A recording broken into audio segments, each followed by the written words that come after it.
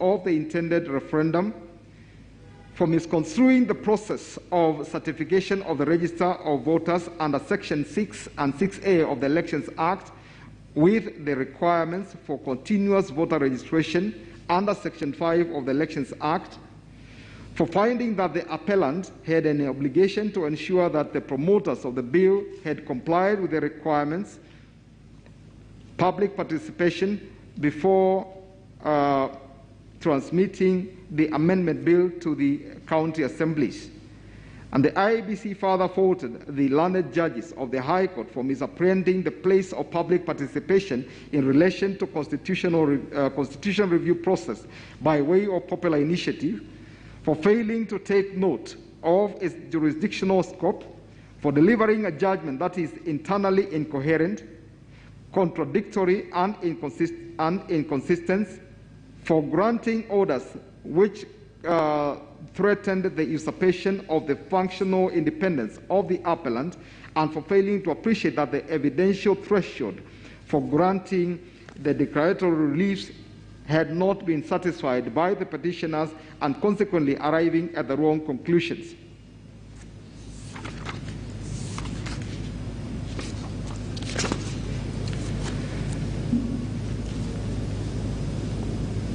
In Civil Appeal number 292 of 2021, this is the Building Bridges to United Kenya National Executive and another versus David Lee and others. The two joint appellants, through Paul Mwangi and Company advocates, raised a total of 19 grounds. I'll just summarize a few of them.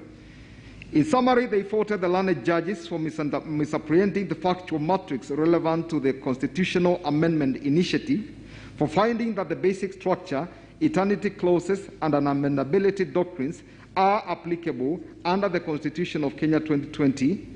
for introducing an extraneous, mandatory, and exclusive four-sequence process unknown under the Constitution of Kenya 2020, for imposing on the promoters of the amendment bill obligation to conduct nationwide public participation exercise prior to collection of signatures in support of the constitutional amendment initiative, for elevating the provisions of the Independent Electoral Boundaries Commission Act above Article 250 as read with Article 2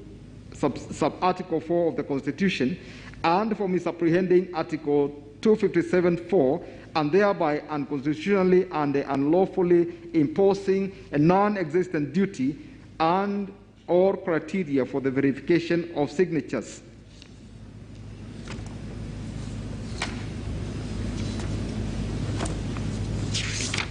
There are several other grounds that I will not read. In Civil Appeal number 293 of 2021, the Attorney General versus David D. and others, in his memorandum of appeal, the Attorney General raised 31 grounds, and I'll pick a few of them, that the learned judges of the High Court erred in law by finding that the basic structure doctrine applies to Kenya,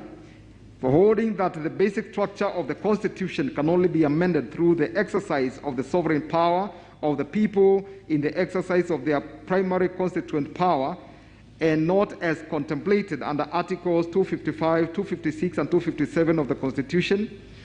by finding that certain provisions of the Constitution are insulated from amendments and thereby classifying them as eternity clauses, by admitting and vividly relying on submissions of purported amicus curiae that were partisan, by holding that the amendment bill was not in tandem with an amendment of the Constitution by popular initiative as provided under Article 257 of the Constitution, in misinterpreting the role of the President and the Executive in the process in the process leading to the amendment bill, in holding that the power to amend the Constitution through the popular initiative route is reserved for private citizens, by misinterpreting Article 257 with regard to the persons or entities that can promote amendments to the Constitution, and holding that the BBI National Secretariat could not promote a constitutional amendment, by holding that the BBI process was not in compliance with Articles 10 and 33 of the Constitution, and in failing to appreciate that the amendment bill was subjected to all processes and motions contemplated under Article 257 of the Constitution. Civil Appeal number E294 of 2021,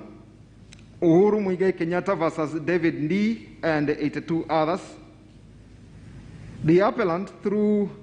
Mr. Waweru Gatonyi and Company, raised 17 grounds of appeal, and I'll summarize some of them.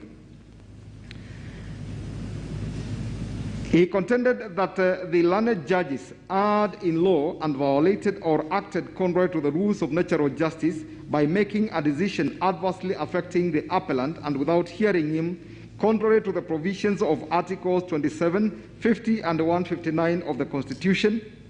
by failing to find that the respondents, as petitioners in petition number E426 of 2020, having joined the appellant as a party to the petition, elected not to serve the said petition on the appellant and further elected to abandon the suit or further proceedings against the appellant in the, I will take that again. Having joined the appellant as a party to the petition, he elected not to serve the said petition on the appellant and further elected to abandon the suit altogether. In finding that there was a preliminary issue to be determined as to whether the appellant could be sued in his personal capacity and not as the President of the Republic of Kenya, in spite of the fact that the appellant was not a party to the proceedings before the court at the election of the petitioners. In finding that the appellant neither entered appearance in the proceedings nor filed any grounds of objection or a replying affidavit, and in proceeding to hear and determine issues that had already been heard and determined by a competent court of concurrent jurisdiction in the matter of Third Way Alliance Kenya and another versus the head of the public service, Joseph Kinyua and 2 others, and Martin Kimani and 15 others in 2020 EKLR. The appellant further stated that the learned judges erred in making a declaration that he had contravened Chapter 6 of the Constitution by initiating and promoting constitutional amendment process under Article 257 by failing to by failing to appreciate the scope and extent of the constitutional doctrine of presidential immunity granted by Article 143 in light of the constitutional mandate and the obligations imposed on the office of the President by Articles 131 and 132 of the Constitution. In finding the appellant acting as the President of the Republic of Kenya can be sued in a civil court in his personal capacity during his tenure of office, and by failing to adopt a holistic and contextual interpretation of the constitutional provisions regarding the powers and exercise of presidential authority to meet our constitutional aspirations and values. There were also 3